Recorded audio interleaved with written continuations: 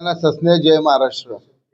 आज आपल्याशी संवाद साधण्याचा सर्वप्रथम हेतू असा आहे की कालच्या पूर्ण दिवसभराच्या प्रक्रियेमध्ये आपण एक गोष्ट बघितली. परवा आम्ही शिवसेना उद्धव बाळासाहेब ठाकरे पक्षाचा कल्याण डोंबिवली महानगरपालिकेच्या नगरसेवकांचा एक गट स्थापन केला. तो गट स्थापन करत असताना 7 सदस्य उपस्थित होते. परंतु आपल्या सगळ्यांना माहिती आहे की टोटल उद्धव बाळासाहेब ठाकरे पक्षाचे कल्याण डोंबिवली महानगरपालिकेमध्ये 11 सदस्य निवडून आलेले. काल आपण महाराष्ट्र नवनिर्माण सेनेचे नेते राजू पाटील साहेब यांनी काल जो गट स्थापन केला तर त्यांची संख्या आपण बघितली तर ती 5 होती. काल आपण डॉक्टर श्रीकांत शिंदेची बाईट ऐकली तर त्यांनी सुद्धा मनसे आणि शिंदे गट यांचा अलायन्स झाल्याचं म्हटलं. परंतु ह्या दोघांच्या कुठल्याही वक्तव्यामध्ये शिवसेनेचे 4 निवडून आलेले नवनिर्वाचित नगरसेवक कुठे आहेत, कोणत्या परिस्थितीमध्ये आहेत, त्यांच्या सोबत आहेत की नाही आहेत किंवा त्यांचं काय केलं याच्याबद्दल कुठल्याही पद्धतीची वाच्यता त्यांनी केली नाही.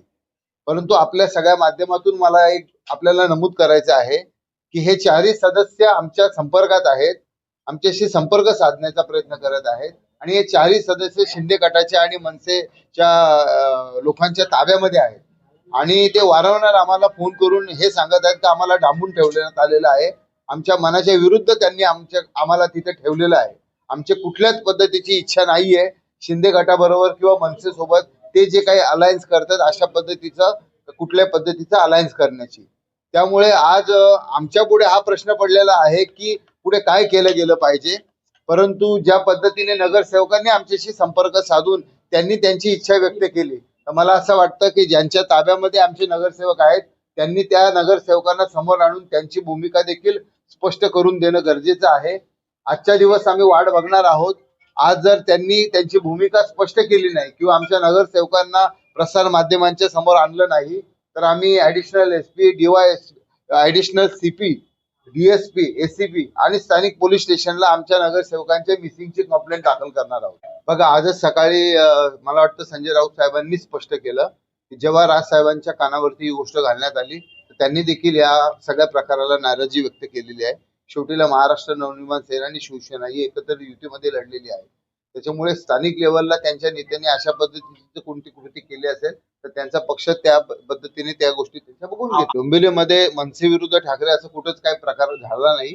जो स्थानिक लेवलला ज्या पद्धतीने युती झाली आम्ही त्याच पद्धतीने पत्र काढून महाराष्ट्र नवनिर्माण सेना आणि शिवसेना हे एकत्र लढलो. कल्याण असं आहे की युती जेव्हा डिक्लेअर झाली, युती डिक्लेअर झाल्यानंतर सुद्धा काही जागा वाटपाचं काही जो कार्यक्रम होता तो बाकी होता. मग अशा ठिकाणी ज्या ठिकाणी 2-2 एबी फॉर्म राहिले गेले त्या ठिकाणी प्रत्येक पक्षाच्या वरिष्ठांनी आपल्या आपल्या पदाधिकाऱ्यांना थांबायच्या सूचना केल्या होत्या. काही लोक थांबण्यामध्ये यशस्वी झाले, काही त्यांना थांबवण्यामध्ये आम्ही अयशस्वी झालो. एक लोकशाहीचा एक प्रमुख घटक असा असतं की ज्या वेळेला एखाद्या पक्षाचे नगरसेवक निवडून येतात ऑफिशियल गॅझेट झाल्यानंतर त्या नगरसेवकांचा एक गट स्थापन केला जातो. आम्ही ज्यांच्या ताब्यामध्ये हे आमचे नगरसेवक आहेत आम्ही त्यांना देखील अप्रोच झालो. मग ते महाराष्ट्र नवनिर्माण सेना असेल किंवा शिंदे सेना असेल, या दोघांना सांगितलं की तुम्ही जे आमचे 2-4 नगरसेवक घेऊन गेलेले आहात ते नगरसेवक आमच्या ताब्यात द्या. आमच्या 11 लोकांचा गट स्थापन पहिले होऊ द्या, कारण का ही लोकशाहीची हत्या आहे. ज्या 4 नगरसेवक निवडून आलेले त्या लोकांना मतदान करणारे उद्धव बाळासाहेब ठाकरे पक्षाला मानणारा मतदार होता आणि अशा पद्धतीने त्यांना डांबून ठेवणं हे तर एक प्रकारचं क्राईम झालं. आणि त्याच्यामुळेच मला आजच्या माध्यमातून फक्त या सगळ्या लोकांना एवढंच सांगायचं आहे की ज्या 4 नगरसेवकांना तुम्ही तुमच्या ताब्यात ठेवलेले त्यांना तुम्ही प्रसार माध्यमांच्या समोर आणा आणि त्यांची भूमिका स्पष्ट करा. बघा, मी परत एकदा तेच सांगेल की संजय राऊत साहेबांनी आज मला वाटतं सकाळी स्पष्ट केलेलं आहे की राज साहेबांची भूमिका आणि राज साहेबांना याबद्दल काय वाटलं ते त्यांनी स्पष्टपणे सांगितलेलं आहे की त्यांनी या युतीबद्दल नाराजी व्यक्त केलेली आहे. अशा कुठल्याही पद्धतीची युती ही शिंदे गटाबरोबर भविष्यात आम्ही करणार नाहीत हे राऊत साहेबांनी स्पष्ट केलेलं आहे. भविष्यामध्ये कल्याण डोंबिवली महानगरपालिकेमध्ये आमचे सदस्य एकत्र आल्यानंतर जो वरिष्ठ निर्णय घेतील तो आपल्या सगळ्यांना कळून येतील.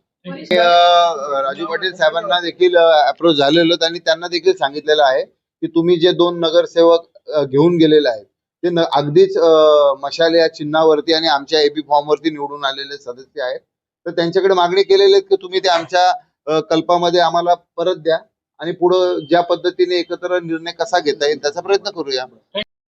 अल्पावधीतच लोकप्रिय झालेला भारताचा बुलंद आवाज आपला Bharat channel subscribe, share, like आणि कमेंट्स करायला विसरू नका.